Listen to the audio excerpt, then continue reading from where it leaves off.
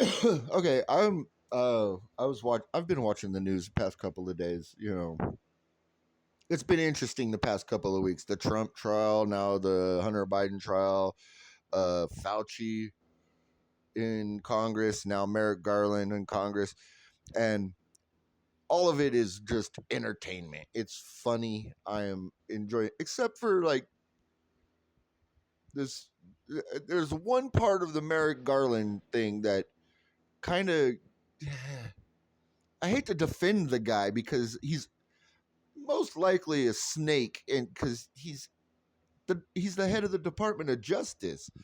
He's like he's a lawyer. He's a law guy. He's probably the slimiest motherfucker that has ever existed because that's how they get to that level. It's sad to say, but yeah, usually like you don't find like a lot of like you know Jesus Christ like altruistic like people that are just like get to that high levels in government. There's nobody pure at that point. Almost everybody's slimy.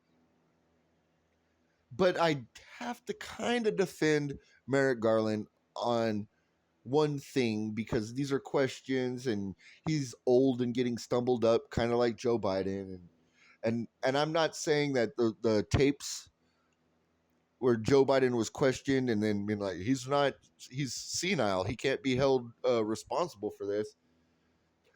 Just because of that, there's a 99.9% chance whatever was said on those tapes by Joe Biden is detrimental to his career and to his reelection. 99.9% chance. I'm not arguing that at all. That's almost a certainty. But when it comes to what Merrick Garland knows, he's the Department of Justice. It's not the Department of Defense. He doesn't get to make top secret shit. So let's start.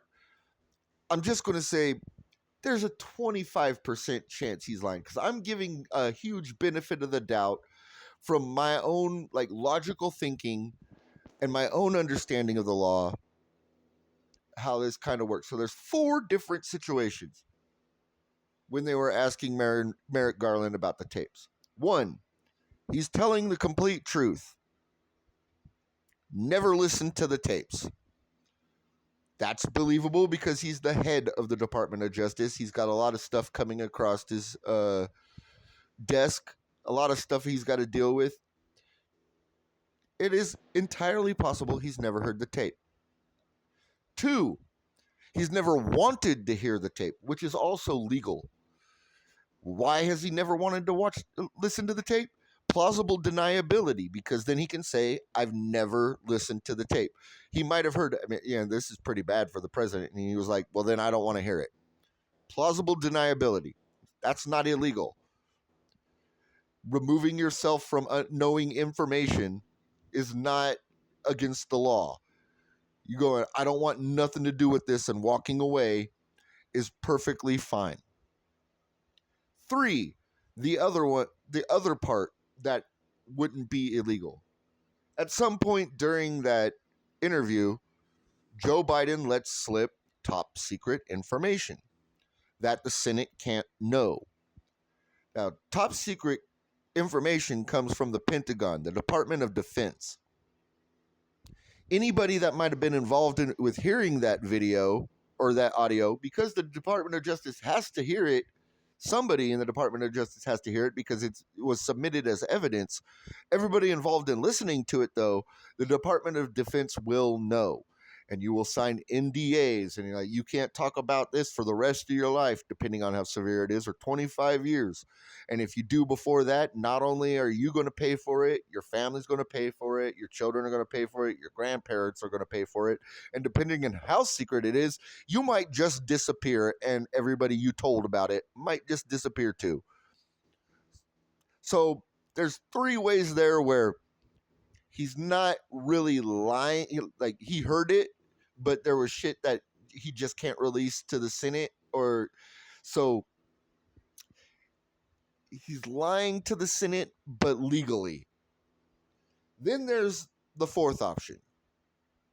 He's fucking lying, and he's trying to preserve President Biden's presidency, which if you ask me, I'd say is the most likely, but still, from an outsider standpoint looking in and from a legal standpoint, yeah, I mean, there's a 25% chance he's lying, and then there's a 75% chance that he's telling the truth, doesn't know anything about or he's telling a quote unquote white lie, if we want to go into lying when it comes to he's saying he didn't hear it because there's top secret information on it.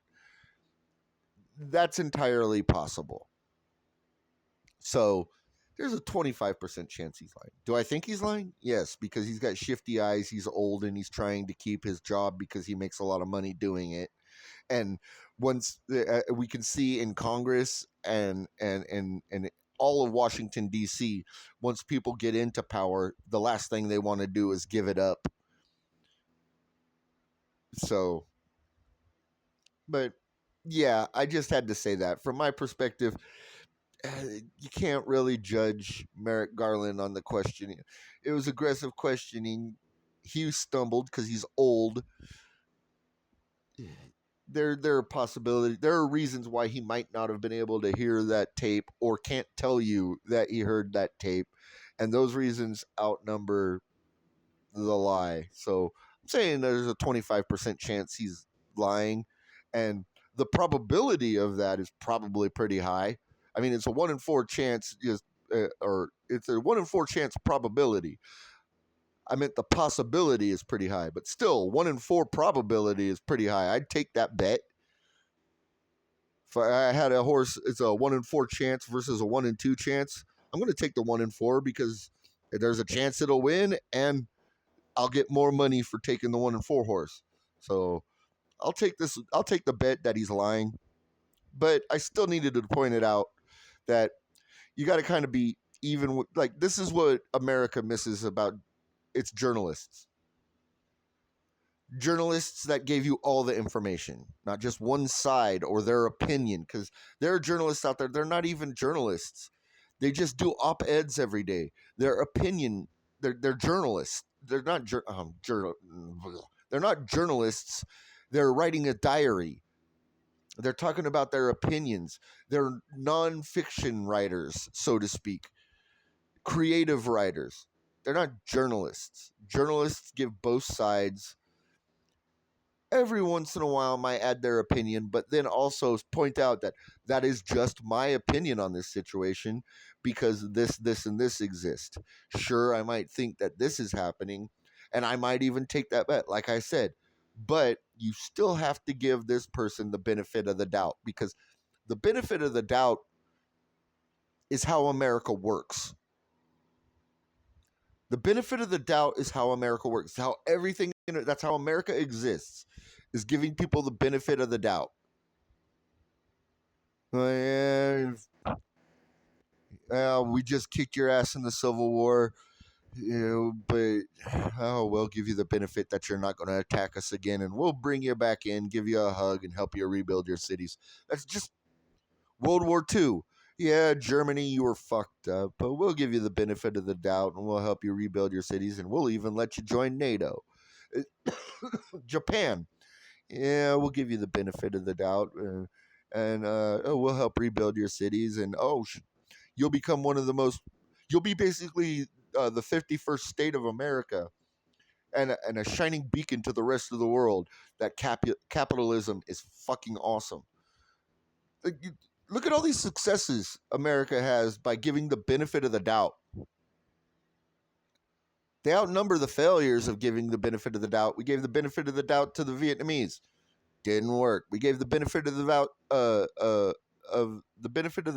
to the Afghanis. Didn't work.